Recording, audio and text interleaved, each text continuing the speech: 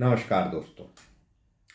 आज फिर हम लोग एक टॉपिक पे चर्चा करते हैं जो कि बहुत कॉमन है। Toxic stress. ये टॉक्सिक स्ट्रेस क्या होता है जो आज आम एडल्ट लोगों को बहुत परेशान कर रहा है। आज हम लोग इसी पे डिस्कस करेंगे। हम लोग जानेंगे कि इसके क्या लक्षण हैं और इससे हम किस तरह से बच सकते हैं। जी हाँ दोस्तों, टॉक्सिक स्ट्रेस आज हम इसी पे चर्चा कर रहे हैं जो आज के समय में एक बढ़ती हुई दिक्कत है। खासकर जब से जैसे व्यक्ति अकेला होता जा रहा है, शहर में रह रहा है, अपने रिलेटिव्स और फैमिली मेम्बर से दूर होता जा रहा है किसी भी वजह से। इससे पहले कि हम अपना डिस्कशन शुरू करें, आपसे रिक्वेस्ट है कि आप चैनल को सब्सक्राइब करें।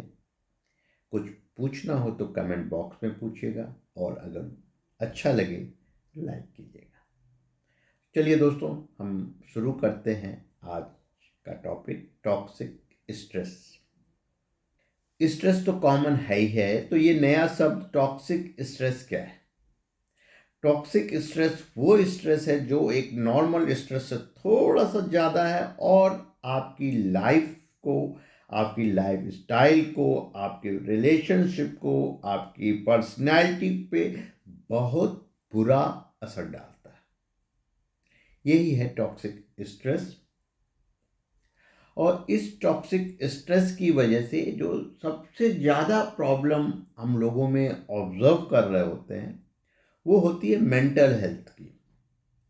मानसिक स्वास्थ्य की जो समस्या उत्पन्न होती है वो इस टॉक्सिक स्ट्रेस की वजह से एक बड़ी कॉमन और बड़ी खराब सी एक समस्या आज के समय में बन के उभर रही है। अब प्रश्न है कि मैं जैसे बार बार टॉक्सिक स्ट्रेस जो बोल रहा हूं, ये क्या होता है? जब स्ट्रेस एक लेवल से ऊपर चला जाता है, एक ऐसा स्ट्रेस जिसको व्यक्ति आमतौर पे झेलने में अपने आप को असमर्थ पाता है, ये जो स्ट्रेस होता है इसको हम लोग टॉक्सिक स्ट्रेस कहते हैं। ये आम स्ट्रेस से थोड़ा सा ज्यादा होता है, जिसका ज्यादा प्रभाव व्यक्ति के मेंटल लेवल पे पड़ता है। अब जो सवाल आता है कि टॉक्सिक स्ट्रेस के लक्षण क्या है, what are the science of the toxic stress, हम कैसे जाने कि इनको या पेशेंट को टॉक्सिक स्ट्रेस है? तो डिफरेंट टाइप के सिम्टम्स होते हैं। जो सबसे पहला जो इफेक्ट आता है वो होता है भावनात्मक, इमोशनल स्ट्रेस, जिसमें व्यक्ति को एंजाइटी होने लगती है, घबराने लगता है, व्यक्ति डिप्रेसिव हो जाता है, उदासीन रहने लगता है, सडन रोने लगता है, उसको लगता है सब कुछ हाथ से निकल गया। हर छोटी छोटी बात के लिए उसके मन में एक घबराहट, एक निगेटिविटी आती है, किसी भी चीज़ में कुछ पॉजिटिव नहीं सोच पाता। इसके बाद ये तो हुआ इमोशनल। अब शारीरिक क्या समस्याएं आ सकती हैं? तो दोस्तों, शारीरिक समस्या में जो ज़्यादा आती है वो व्यक्ति जब टॉक्सिक स्ट्रेस में होता है तो उसको सर में दर्द, पेट की समस्याएं बड़ी कॉमन होती है। कुछ लोग का पेट साफ होना बंद हो जाता है, फ्रिक्वेंट अर्ज लगने लगती है, पेट फूला फूला सा लगता रहता है, सर में दर्द सा बना रहता है और हमेशा व्यक्ति टायर्ड होता है। ये हो गए फिजिकल सिम्टम्स, इमोशनल, फिजिकल। अब मेंटल में क्या होगा? मेंटल लेवल पे जो इस तरह के पेशेंट होते हैं उनको सबसे जो कॉमन सी जो प्रॉब्लम आती है, चिड़चिड़ापन, इरिटेबिलिटी, गुस्सा, नींद ना आना, कंसंट्रेशन पावर कम हो जाती है, डिसीजन लेने की क्षमता में उन्हें बड़ी कमी आ जाती है। जहां पहले वो बहुत फास्ट डिसीजन ले रहे होते हैं थे, किसी चीज पे कंसंट्रेट कर पा रहे होते थे, लेकिन जब से ये टॉक्सिक स्ट्रेस आया व्यक्ति के अंदर डिसीजन की पावर काफ़ी कम हो जाती है। कभी भी अपने डिसीजन को लेके वो कॉन्फिडेंट नहीं रहते। तो दोस्तों, अभी जो हमने चर्चा की है वो की इमोशनल लेवल पे, फिजिकल लेवल पे, मेंटल लेवल पे। इसके बाद एक समस्या आती है, वो होती है नींद की। जब टॉक्सिक स्ट्रेस बढ़ जाता है, और नींद एक शरीर के लिए कितनी जरूरी चीज है आप अच्छी तरह से जानते हैं। तो क्या होता है, जब इस तरह का टॉक्सिक स्ट्रेस बढ़ता है तो हमारी नींद डिस्टर्ब होने लगती है, हमारे सोने का टाइम, स्लीपिंग पैटर्न गड़बड़ हो जाता है। कई बार रात में नींद नहीं आती, कई बार सुबह देर से नींद आती है, और इस तरह से चीज़ें डिस्टर्ब होने लगती हैं। और इन सारी चीज़ों का जो सबसे बुरा इफेक्ट आता है वो आता है रिलेशनशिप पे। व्यक्ति का जब नेचर इस तरह से हो जाता है तो उसे दूसरों पे कॉन्फिडेंस खत्म हो जाता है। जब वो कॉन्फिडेंस खत्म हो जाता है तो आप समझ सकते हैं कि व्यक्ति के जीवन में कितने चेंजेस आ रहे हैं। वो अपने किसी भी रिश्ते पे विश्वास नहीं कर पा रहा, हर जगह से उसे इनसिक्योरिटी फील हो रही है। तो ये जो टॉक्सिक स्ट्रेस के हमने सिम्टम्स बताए, आपको साइंस बताए कि कैसे आपको पहचान।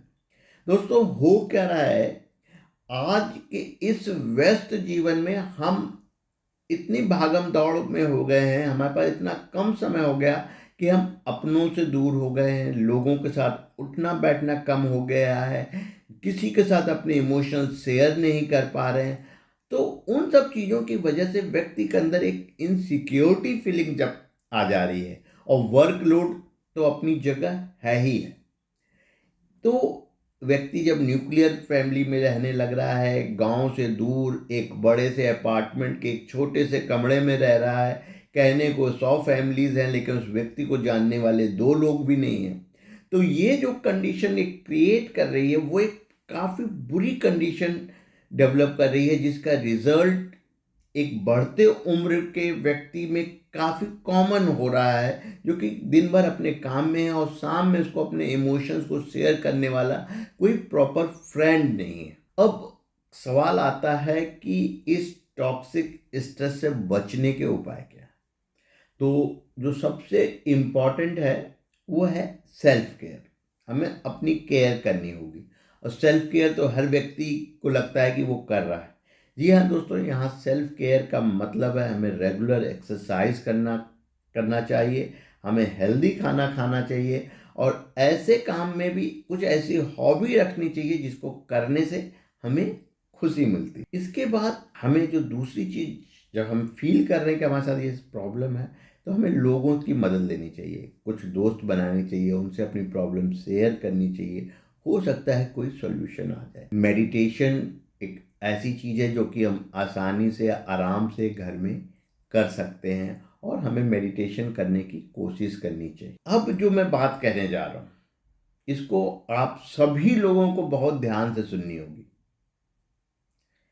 हमें अपनी पर्सनल लाइफ और प्रोफेशनल लाइफ में एक दीवार बना के रखना होगा, एक डिफरेंस बना के रखना होगा। एक चीज जो बहुत ज़्यादा जरूरी है वो होता है आपका टाइम मैनेजमेंट।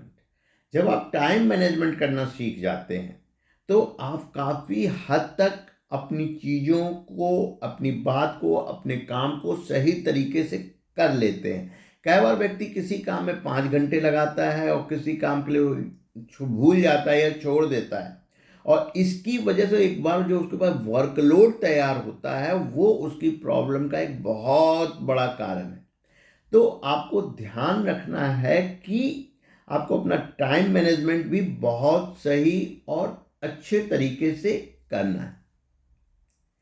अब इसके बाद हर व्यक्ति हर चीज में पारंगत नहीं हो सकता। सेम बात यहां भी है। आप फील कर पा रहे हैं, आप जज कर पा रहे हैं, आपके घर वाले देख पा रहे हैं कि आपको दिक्कत है, तो इसको आप इग्नोर ना करें, और किसी भी थेरेपिस्ट की सलाह लें, किसी भी काउंसलर की सलाह लें, और उसके अंडर में काम करें। वो जैसा आपको सजेस्ट कर रहा है उसकी बात को माने। ये भी बहुत ज़्यादा जरूरी है। और जैसा कि हम लोग बहुत जल्दी उदास हो जाते हैं, बहुत जल्दी निगेटिविटी आ जाती है, बहुत जल्दी हम परेशान होने लगते हैं, तो जो सबसे इम्पोर्टेंट सी बात है, हमेशा पॉजिटिव रहे, सकारात्मक सोचें, हमारे अंदर हमेशा कॉन्फिडेंस आए। इस तरह की बात को रखें कि हम हमेशा अपने अंदर उन थॉट्स को ज़्यादा वैल्यू दें जो हमारे अंदर पॉजिटिविटी लाती है, हमारे अंदर की निगेटिविटी को दूर करती है। अब एक प्रश्न उठता है, क्या टॉक्सिक स्ट्रेस से बचने के लिए हमें होम्योपैथ के पास जाना चाहिए कि नहीं? जाना चाहिए, लेकिन स्ट्रेस का कॉज तो आप ही के पास है, तो आपको वो भी एनालाइज करना होगा कि आपको किस चीज की वजह से एनालाइज है। आपके पास फाइनेंशियल इनसिक्योरिटी है, कि जॉब इनसिक्योरिटी है, कि फैमिली इनसिक्योरिटी है, या फैमिली में डिस्टरबेंस है, किस तरह का कॉज है, ये आपको अपने डॉक्टर को बताना होगा। और मान लें कि आप नहीं ट्रेस आउट कर पा रहे हैं, कारणों को नहीं जान पा रहे हैं, तो भी आप डॉक्टर के पास जाएं और वो जो भी आपसे प्रश्न पूछे उसका सही उत्तर दें। अगर आपको पता है, कुछ छुपाने की कोशिश ना करें। तो यहाँ पे जो होम्योपैथी में दवाइयाँ आती हैं वो आपके अंदर के उन निगेटिव वाइब्रेशंस को कम करके ख़त्म करती है और आपके अंदर पॉजिटिव थिंग्स और पॉजिटिव एनर्जी लाती है। और जो जो आर्टिफिशियल फियर फैक्टर होता है वो भी होम्योपैथी दवा, जो एप्रीहेंशन होता है वो भी होम्योपैथी की दवाइयों से ख़त्म हो जाता है। कुछ दवाइयों का नाम बताना यहाँ पे सही नहीं होगा। उससे अच्छा ये होगा कि आप एक होम्योपैथी डॉक्टर के पास जाएं और उसके पास जाके अपनी समस्या का समाधान लें। और इतना ध्यान रखें कि टॉक्सिक स्ट्रेस एक बहुत बड़ी समस्या नहीं है, इसको आराम से ठीक किया जा सकता है। ज़रूरत है हमें कदम बढ़ाने की, हमें सही जगह पे जाने की, अपने डॉक्टर के पास जाने की, अपने थेरेपिस्ट के पास जाने की, अपने दोस्तों के पास जाने की, अपने परिवार के सदस्यों के पास जाने की।